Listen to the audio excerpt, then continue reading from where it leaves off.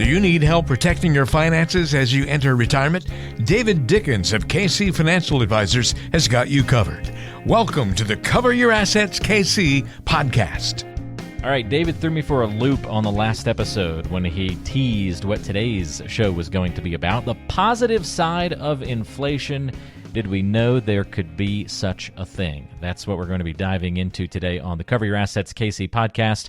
If you're new, I'm Walter Storholt. I'm alongside David Dickens. He is the person you're here to listen to. David is the president and wealth advisor at KC Financial Advisors, based in Overland Park, Kansas, but you can find him online at coveryourassetskc.com from anywhere. And this will be fun, David. I'm looking forward to talking to you about this. I always like finding the silver linings of things. I'm a big picture, and I like to see positive things in the world. So this will be good to kind of pull some good stuff out of inflation, which is definitely dominating the news headlines in a negative fashion.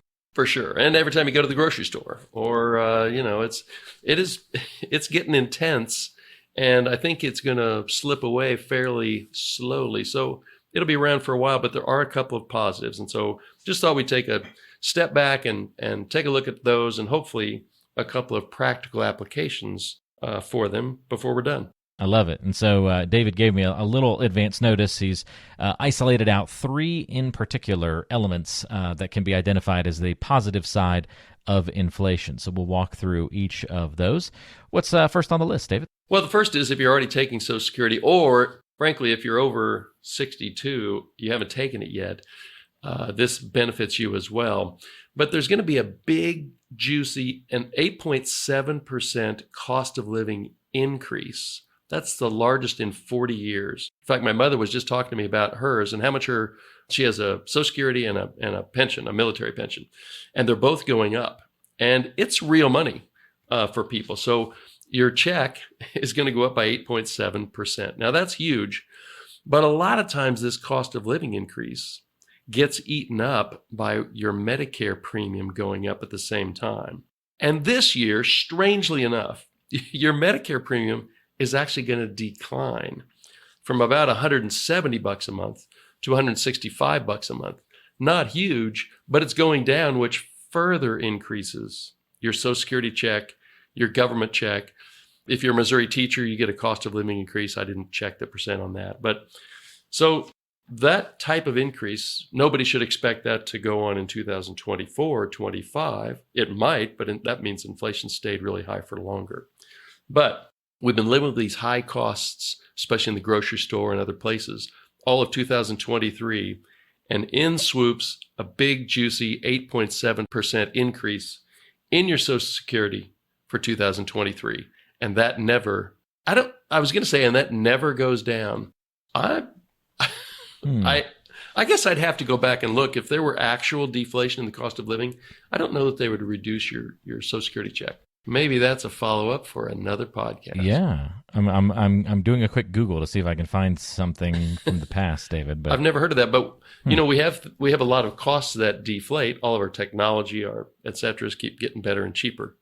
Yeah, TVs. You can get better TVs for cheaper prices these days. That's one I'm always blown away by. So maybe we'll have an idea on that. But it would be a rare instance that had happened in the past years, but I don't think it is allowed to go down.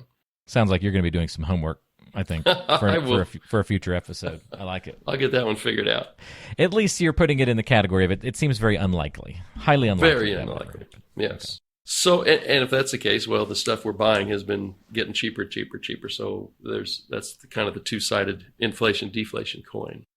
But the second one that I wanted to mention has to do with so if inflation is higher, what that's going to mean for our listeners in their 30s, 40s, and 50s and early 60s is they're going to need more money when they retire. And so the amounts that we're able to put into our retirement accounts are indexed in some way to inflation. So the good news is the amount you can put into your 401k and your IRA next year are going to go up pretty significantly. So example, your 401k this year, you can put in $20,500. Next year, it goes up to $22,500.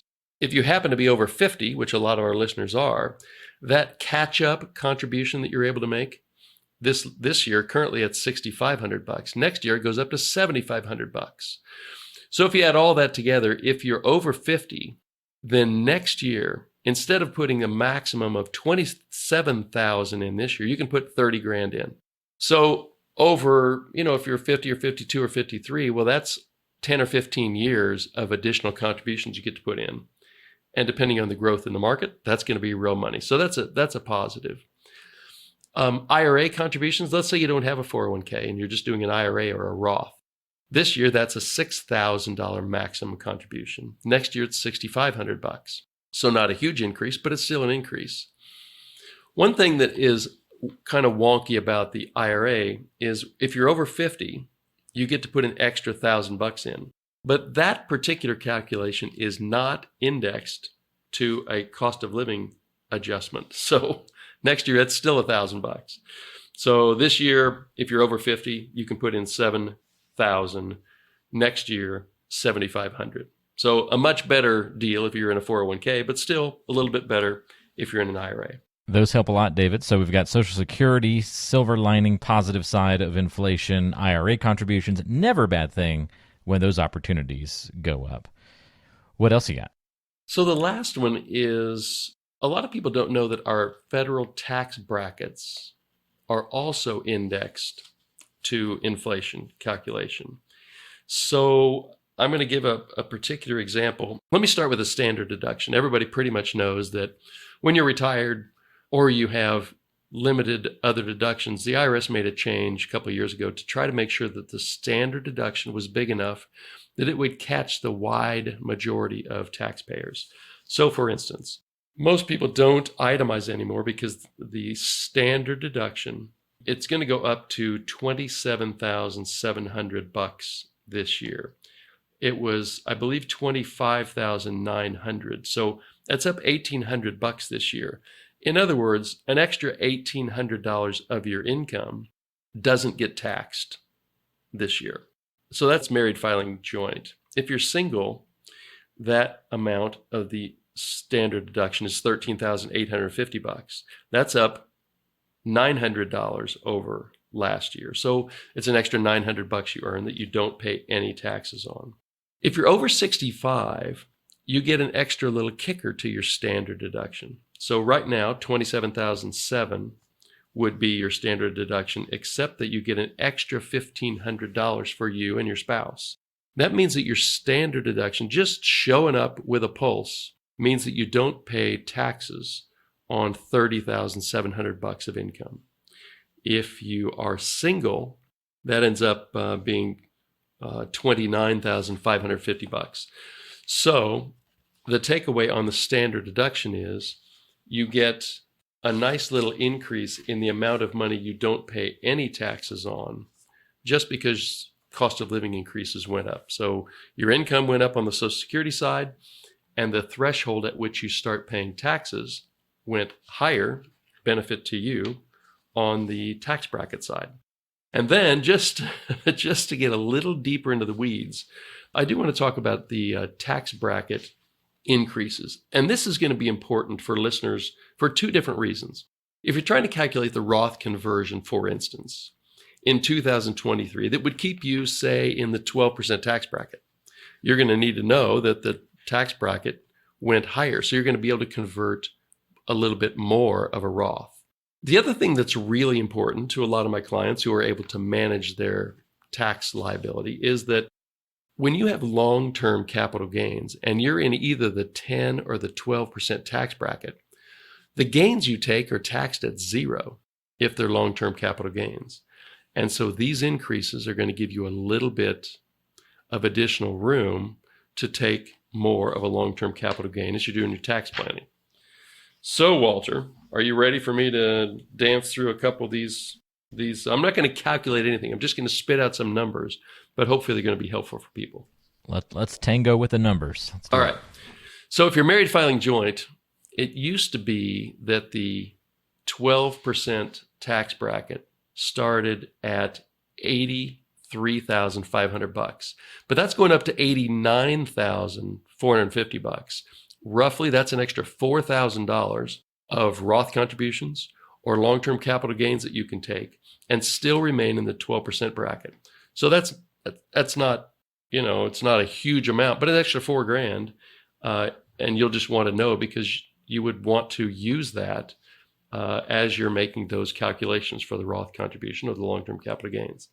If you're single, your 12% bracket used to end at $41,700, and now it ends at $44,700. That's rounded numbers, but that's an extra $3,000 that you get to take in Roth conversions and still stay in the same bracket, or in your long-term capital gain calculation to keep that at zero. So those are all things to keep in mind as you're making those types of calculations. And then one other little bonus for people. We have a lot of grandparents, but sometimes it's parents who are looking to know about that annual gift tax exclusion. And most of my clients would know that that's $16,000 that you and another $16,000 that your spouse could give to anybody and not have to report that on a tax return. And next year, that $16,000 is going up to $17,000. I don't have, so that's a good thing for gifting to family members or anybody else that you want to give a gift to. $17,000 per recipient next year. And then the tax exclusion for estate tax is a big number.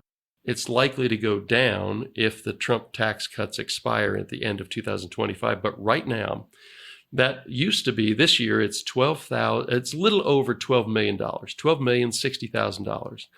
That goes up to $12,900,000 next year. So it goes up by $900,000, the amount of your estate that is not taxable when you die. That's $12,900,000 for you and $12,900,000 for your spouse if you have one. So those are pretty big numbers. And those are all things that are indexed to inflation.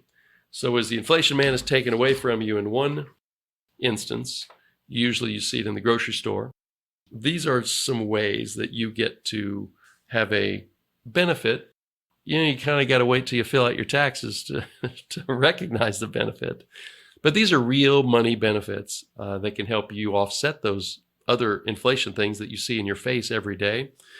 These are ways that you're going to actually benefit from a little bit higher inflation source. Sounds like if we made up a really lame comic book, Inflation Man would be one of the villains in the book, right? Something like that. I love that.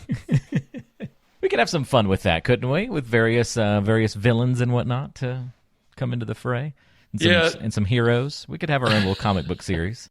I think you're onto something there, Walter. I can't wait to see the first issue after you create it. Oh my gosh! Well, I'm going to subscribe to that when you do that. We'll create our whole DC universe or whatever that. However, people talk about that kind of stuff. Oh my gosh, it'd be too funny. I love it. Well, there you have it, folks. Some good reasons why, to at least some silver linings of inflation being up, the positive side of that.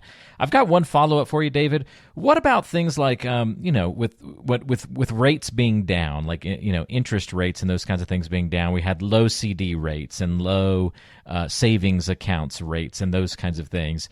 Is that a positive side of inflation? As all these things are becoming more expensive, do those things at least respond in kind and come up and give us better places to put our investments, or am I a little disconnected there? No, sort of. I would attribute that less to inflation and more to the fact that the Fed has just been raising interest rates. So the level of interest rates has gone up dramatically over the last 9 months, but inflation started getting high in 2022. So they're sort of related, but that's why I would attribute it more to the Fed than to inflation. But the takeaway there, Walter, and you're exactly right in bringing it up, CD rates have come up a little bit. The deposit accounts you're earning at your bank still stink. They're or your credit union for that matter. Maybe you're earning 0.05 or 0.1 on your money market account at your bank. But if you look at a brokerage account at Fidelity or Schwab or TD Ameritrade, the money wouldn't necessarily be FDIC insured, but it would be in a super high quality money market fund. Well, that could be earning you 2 or 2.5 or 3%. CD rates have gone up some. Fixed annuity rates have gone up a lot. There's a difference there as to who guarantees that money, the FDIC or the annuity company that's writing the money, or writing the fixed annuity, the investment. But some of those rates, 3 and 5 year rates over 4 or 4.5%. So if you snoop around a little bit, because inflation is so high, our safe money had been at zero interest rates for so long that it's easy to be asleep at the wheel and not realize that there are places to go that you can put your money that are actually going to earn you a real yield right now. And since the stock market is having such a difficult time and the bond market is having a difficult time because rates are rising, some of these super short money market funds and short-term CDs and fixed annuities can be a real benefit to your retirement plan, or if you're not retired, to the money you're saving for retirement. So I'm glad you brought that up, Walter. Absolutely look around for those types of things. Whether it's caused by inflation or caused by the Fed, either way, there are ways to earn significantly more on that idle money than you've been able to earn over the last decade. A little bit of crossover there. Makes a lot of sense. And there you have it. Great illustrations, David.